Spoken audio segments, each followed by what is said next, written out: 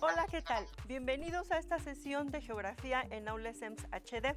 En esta ocasión abordaremos los temas de regiones y recursos naturales, desarrollo sustentable y geografía humana.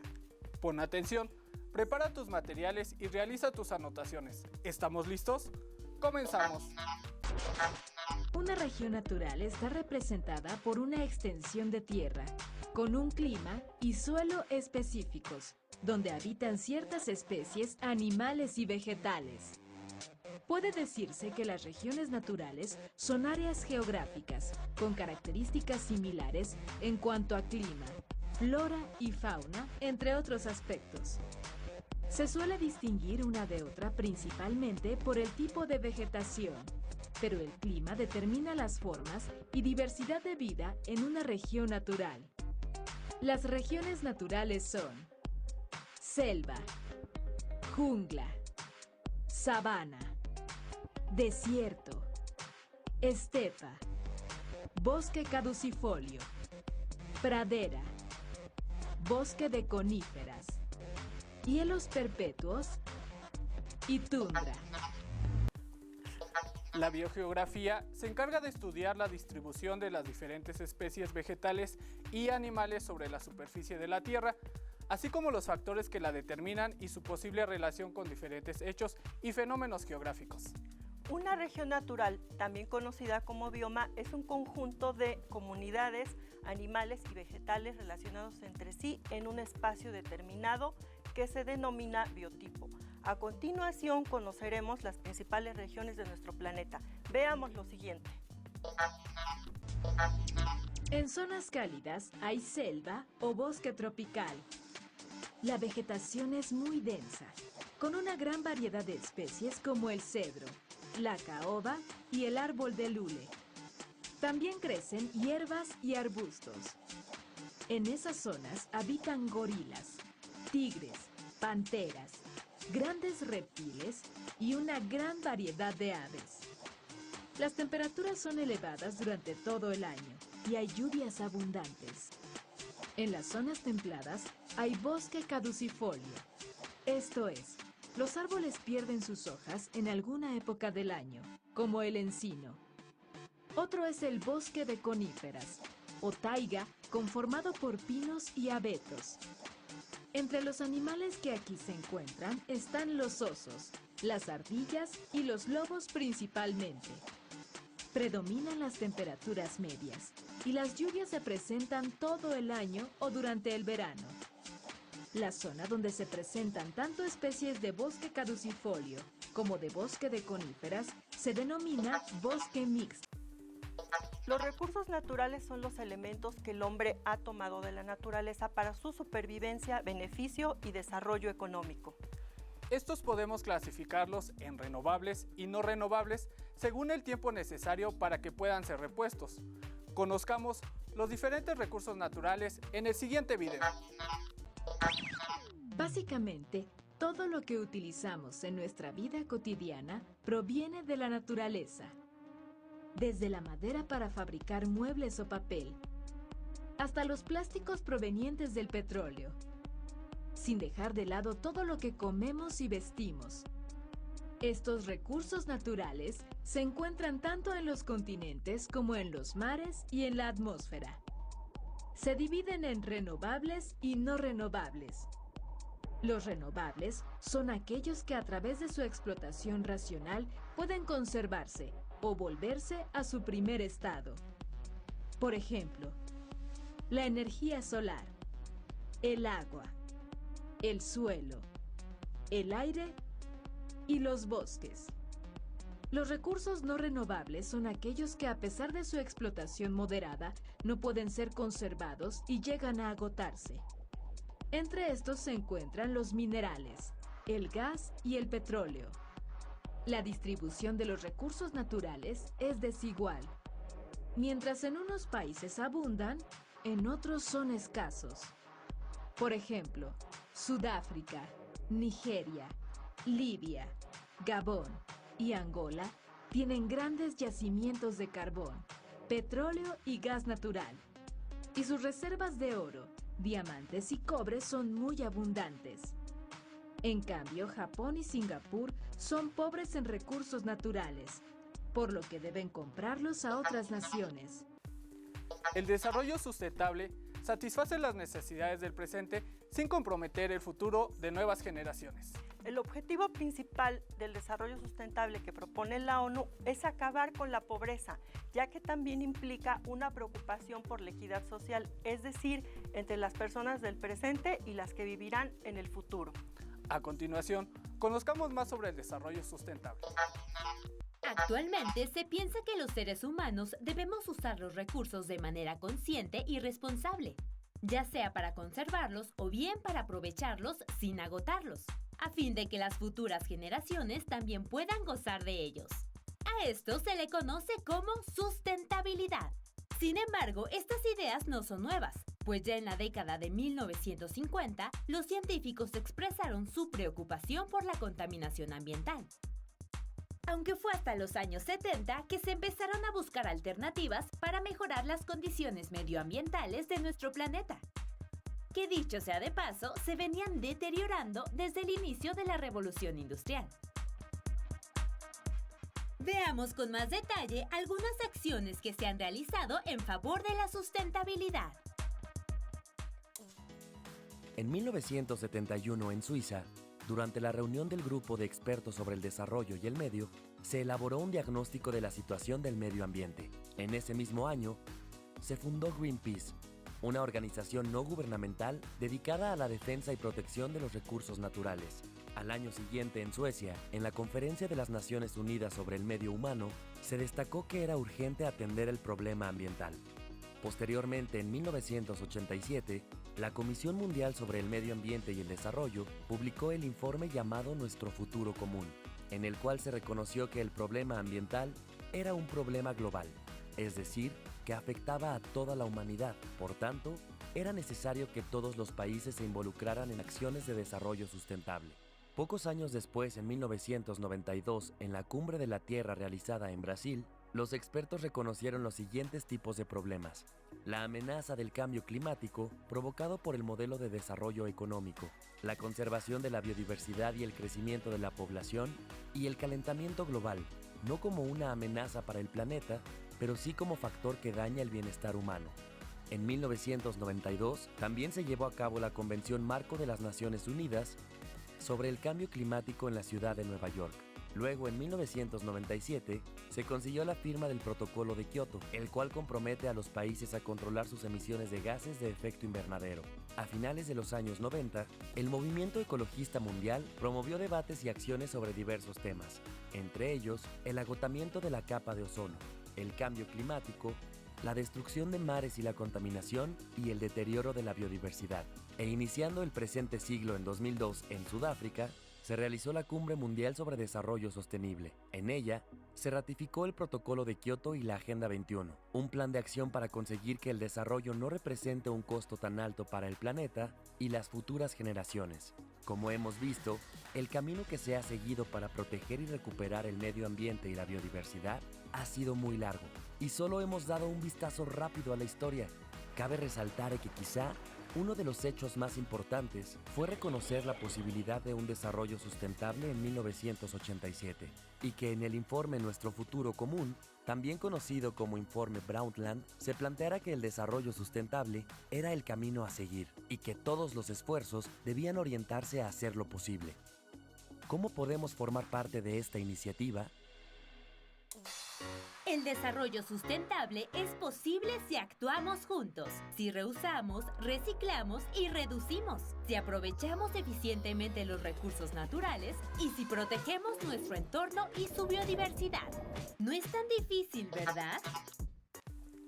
La demografía tiene por objeto el estudio de la población humana, su número, estructura, evolución y características generales consideradas sobre todo desde el punto de vista cualitativo. A través de la geografía humana, podemos asumir que los seres humanos, cuyos grupos forman parte de la sociedad, son capaces de transformar la superficie terrestre, acuática y aérea, de acuerdo con sus necesidades e intereses. Conozcamos más en la siguiente presentación. Para estudiar las problemáticas sociales, económicas y políticas de un conjunto de habitantes, se deben conocer los indicadores demográficos de la población. La demografía es el estudio del crecimiento, componentes y factores que regulan el desarrollo de los grupos humanos. Los principales indicadores demográficos son los índices de natalidad, mortalidad, crecimiento poblacional y esperanza de vida. Cada uno de ellos nos ayuda a entender cómo está conformada la sociedad y cuáles son sus principales problemas socioeconómicos. 1. Mi mamá tuvo 4 hermanos, mi papá tuvo 10 hermanos y mis abuelos tuvieron, por parte de mi mamá, cada uno tuvo 7 hermanos y los papás de mi papá, mi abuela 2 y mi abuelo 7. Pues espero nada más una. Los índices de natalidad y mortalidad proporcionan información acerca del número de nacimientos y fallecimientos que se registran en una región determinada durante un año. Gracias al índice de natalidad, podemos saber a qué edad de la población hay mayor incidencia de embarazos y si estos ocurrieron en zonas urbanas o rurales, así como cuántos hijos en promedio procrean las mujeres de cierta zona geográfica. En promedio, en México las mujeres procrean 1.7% de hijos. Esto indica que la tasa de natalidad de nuestro país es baja, alrededor de 18 nacimientos por cada 1,000 habitantes. Los países con mayor tasa de natalidad suelen ser países con un mayor índice de pobreza. En parte, esto se debe a que un gran índice de crecimiento demográfico implica mayores exigencias económicas para los gobiernos y menor calidad de vida para los habitantes. Por otra parte, la tasa de mortalidad se mide contando el número de fallecimientos que ocurren en un año, en una región determinada, en un espectro de 1,000 habitantes. Este índice integra todos los datos relevantes acerca de las defunciones que ocurren en una población. En México, la tasa de mortalidad es de 4 fallecimientos por cada 1,000 mujeres y 5 decesos por cada 1,000 hombres. Sumando nacimientos y restando fallecimientos, podemos obtener el índice de crecimiento poblacional que nos indica cuánta gente habita en el país. A este número se agrega la cantidad de gente que se va del país o que llega a radicar proveniente de otras naciones. El indicador demográfico de emigración e inmigración nos ayuda a contabilizar y analizar los movimientos de población dentro de un país o de un país a otro. El indicador que debemos observar es el llamado saldo neto migratorio, que resulta de la correlación entre emigrantes e inmigrantes. Es importante saber cuánta gente habita el territorio nacional para que de este modo los gobiernos puedan planear políticas públicas adecuadas. Sí, un abuelo falleció hace 2 meses. De 80 a 85 años. Otro indicador importante es el de esperanza de vida, el cual representa el número de años que se espera que una persona pueda vivir. Se ha observado que entre más alto es el desarrollo económico y social de un país, mayor es el índice de esperanza de vida. Para calcular la esperanza de vida se estudian variables económicas y de bienestar social. En México, la esperanza de vida en 2013 era de alrededor de 75 años. Esto es un gran avance, pues en 1930 la esperanza de vida de los mexicanos no llegaba a los 35 años. La esperanza de vida no es la misma en todo el país. En el estado de Guerrero es de poco más de 72 años, mientras que en el Distrito Federal es de 76 años. Esto indica que en diversas zonas del país existe todavía una gran desigualdad en el desarrollo económico. Los indicadores económicos son una serie de datos que se representan en valores estadísticos y que tienen como objetivo indicarnos cómo se encuentra la economía nacional e internacional, reflejando el comportamiento de las principales variables económicas. Estos nos permiten analizar diversos aspectos de la actividad económica, tanto local como global. Los países producen bienes y servicios que se consumen a nivel nacional e internacional. Con los indicadores económicos podemos medir los niveles de producción y comercialización. Ahora conoceremos más sobre dichos indicadores. La economía de un país o de una región está determinada por el empleo y los productos que la población manufactura, compra o vende. Para comprender cómo se encuentra un país en este terreno, es necesario medir la actividad económica a través de indicadores. Los más importantes son el Índice de Población Económicamente Activa, PEA por sus siglas, el de Población Económicamente Inactiva o PEI, el Índice de Desarrollo Humano, IDH, y el Producto Interno Bruto o PIB. Revisemos cada uno de ellos. El Índice de Población Económicamente Activa contabiliza la cantidad de personas que en el país o en una región se encuentran realizando alguna actividad económica o buscan hacerlo. En contraste, el Índice de Población Inactiva nos informa sobre el segmento de la población que no realiza alguna actividad económica, sobre todo niños, adolescentes o adultos mayores que no están en edad de trabajar o ya no pueden hacerlo. En México, el 59.89% de la población nacional se encuentra económicamente activa y el 40.11% es económicamente inactiva. Por las lluvias se inunda muy seguido, entonces cerca tenemos un cárcamo, pero las personas del gobierno no gestionan bien que ese cárcamo se prenda cada que está lloviendo y por ende las coladeras se tapan. No hay. Falta de alumbrado público. Bueno, como vivo en el Estado de México, lo que he notado más es sobre todo la inseguridad en el transporte público. Creo que son 3 cosas. Debe de ser educación, salud y empleo. Creo que debe de tener solvencia económica, es indispensable, pero que esta a su vez se vea traducida en cosas que favorecen el bienestar personal, por ejemplo, educación, salud y libertades. El Índice de Desarrollo Humano es un indicador fundamental de las condiciones económicas y sociales en las que vive la población de una región. Fue creado por el Programa de las Naciones Unidas para el Desarrollo, organismo que se encarga de medir este índice conforme 3 factores: esperanza de vida, educación y nivel de vida. Un índice de desarrollo alto implica que los habitantes pueden vivir una vida larga y saludable, tener posibilidad de estudiar y obtener un ingreso digno, y en consecuencia, un buen nivel de vida.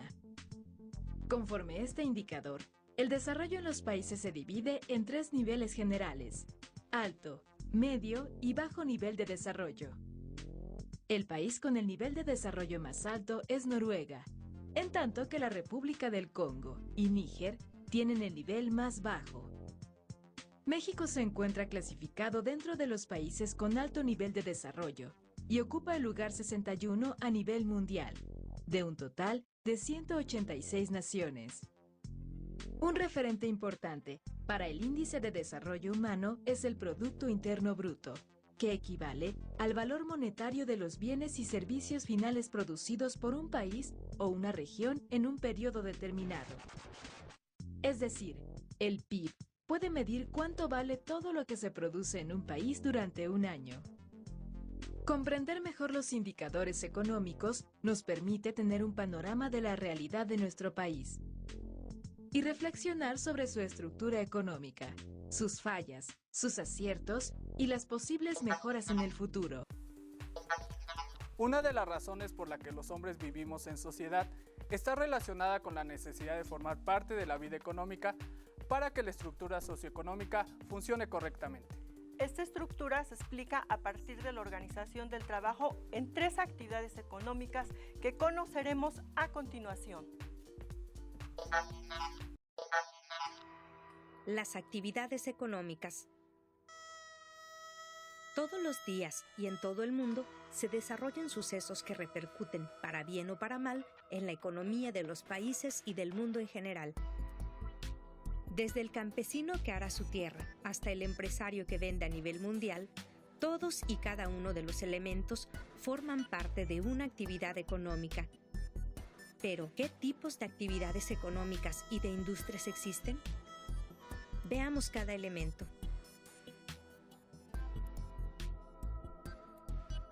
Las actividades económicas se clasifican en 3 sectores: primario, secundario y terciario.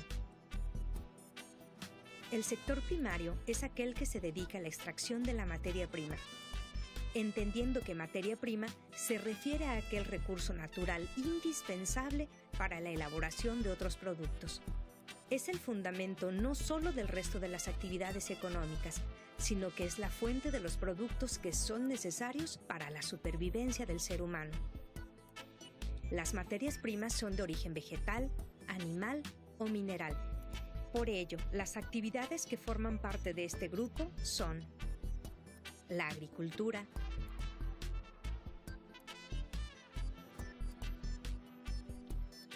la ganadería,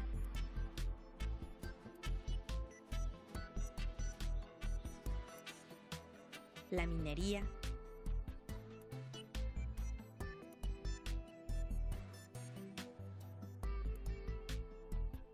la pesca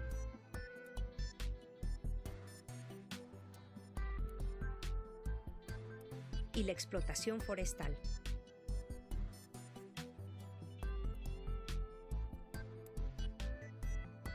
El sector secundario se dedica a la transformación y producción de bienes manufacturados. Dentro de este sector se encuentran todas las industrias que, utilizando la materia prima que recibe del sector primario, crean nuevos bienes tanto para el uso individual como para el uso industrial. La industria de la construcción también forma parte del sector secundario, pues se dedica a la creación de edificios e infraestructura, utilizando los recursos que obtiene del sector primario.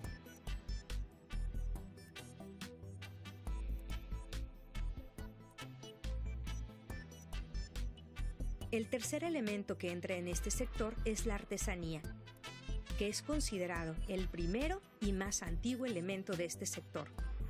El término artesanía se refiere a aquel método de transformación donde interviene una o muy pocas personas, generalmente utilizando sus propias manos o muy pocas herramientas sencillas.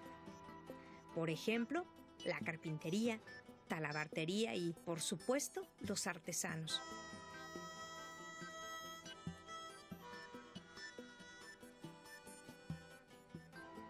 Por último está el sector terciario. Es llamado el sector de los servicios, pues está conformado por aquellas actividades intangibles que cubren las necesidades o deseos de las personas. Aunque se beneficia de las materias primas del sector primario y recibe productos de las industrias del sector secundario, las empresas o personas que forman parte de este sector no producen nada, sino que son el eslabón final de las actividades económicas. Por ello se dice que el sector terciario se dedica a la organización y la distribución de lo que producen los otros 2 sectores. Está conformado por empresas dedicadas al comercio, transporte,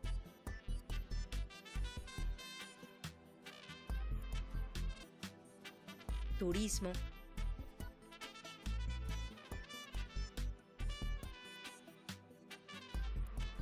comunicación,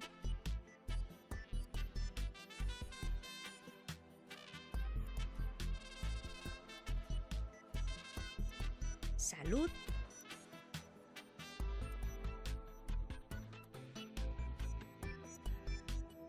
y educación, entre otras.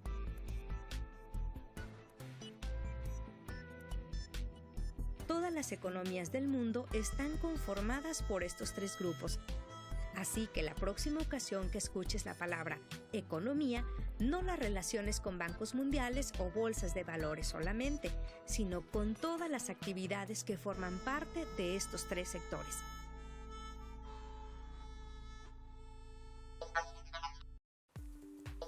La globalización es el resultado de la expansión de actividades económicas e industriales impulsadas por países capitalistas hacia el resto del planeta. Las culturas, los procesos económicos, los modelos sociales y políticos más fuertes generaron una influencia decisiva en el resto de los países. Esto provocará que la globalización oriente las culturas y los valores, las políticas y las economías en el nuevo sentido que señalan los más fuertes. Para comprender mejor la globalización, conozcamos la siguiente información. La globalización es el proceso de interconexión que ha convertido al mundo en aquella aldea global de la que nos habló a finales de los años 60 el filósofo Herbert Marshall McLuhan, 1911-1980, para describir las relaciones cada vez más interconectadas de los seres humanos gracias a los medios electrónicos de comunicación. Lo que vislumbró McLuhan en su momento es hoy una realidad indiscutida. Internet ha acortado las distancias y ha eliminado fronteras de muchas formas, tanto culturales como económicas y políticas. Este complejísimo proceso se inició tras la finalización de la Guerra Fría, con la caída del Muro de Berlín y la consecuente caída del bloque comunista, debido al avance tecnológico que sufrieron los medios de comunicación. Esto hizo que personas de un extremo del planeta se pudiesen conectar con otras del otro extremo, que los mercados se expandieran y que la economía, así como las leyes internacionales, se adaptaran a una realidad en la que se debían uniformar normas entre distintos gobiernos para poder funcionar. La globalización, como muchos piensan, es lo que distingue a esta época contemporánea. Con ella se ha implantado a nivel global el capitalismo liberal. Políticamente se opta por la democracia, socialmente por la diversidad y la multiculturalidad, y económicamente por un mercado cada vez más mundial. Ventajas de la globalización. Las ventajas de la globalización son muchas y tangibles en muchos ámbitos, como veremos a continuación. Es lo que ha hecho posible que muchas sociedades cerradas se hayan abierto e integrado al mundo. Que sea hoy en día natural vernos en una pantalla y que podamos conversar mientras estamos en México y la otra persona en Irlanda o la India. Ámbito tecnológico. La comunicación es uno de los sectores más visiblemente afectados por la globalización. La llegada de las redes sociales y su consolidación ha significado una nueva forma de comunicarnos y en tiempo real. Por otra parte, la tecnología ha irrumpido en lo productivo y en lo científico, logrando que se aceleren otros procesos benéficos para la sociedad, como los sistemas de realidad virtual y aumentada en terrenos como la medicina o la ingeniería. El Internet de las Cosas, IoT, si bien no está totalmente implantado, pronto será algo cotidiano. Y no solo oficinas y centros de investigación, sino las casas y los seres humanos en general estarán plenamente conectados. El uso corriente de los smartphones hace posible que las comunicaciones sean efectivas. Ámbito económico. La globalización ha permitido que exista un intercambio comercial y económico nunca antes visto entre distintas naciones, pero también ha propiciado una nueva forma de trabajar. El teletrabajo, la posibilidad de emplearse remotamente. Una persona en Argentina puede trabajar desde su ordenador para otra u otras que vivan en España, por ejemplo, o en Panamá, o en Reino Unido al mismo tiempo. Esto ha permitido que haya un intercambio aún mayor de divisas y que las personas puedan independizarse económicamente con mucha más facilidad. Además, puede realizar su trabajo desde cualquier parte del mundo, siempre que cuente con una conexión a Internet. La reciente crisis generada por el coronavirus dejó en evidencia la importancia de estar conectados. Hemos llegado a la meta, pero si aún tienes dudas sobre los temas vistos hoy, puedes consultar a tu docente o escanear el código QR. Recuerda visitar el canal de AULESEMS HD en YouTube. Dale like, suscríbete y activa las notificaciones para estar al tanto de nuestros nuevos contenidos. Además, sigue las transmisiones en vivo por Facebook, Instagram y por Radio y Televisión de Hidalgo. Cuídate mucho, síguete esforzando. Hasta la próxima. Hola, explícale la lección a otra persona. Al compartir con alguien más un tema usando tus propias palabras, podrás repasar mentalmente lo que has estudiado, por lo que el tiempo que le dediques a esto servirá para asimilar los conocimientos adquiridos en clase. ¡Nos vemos!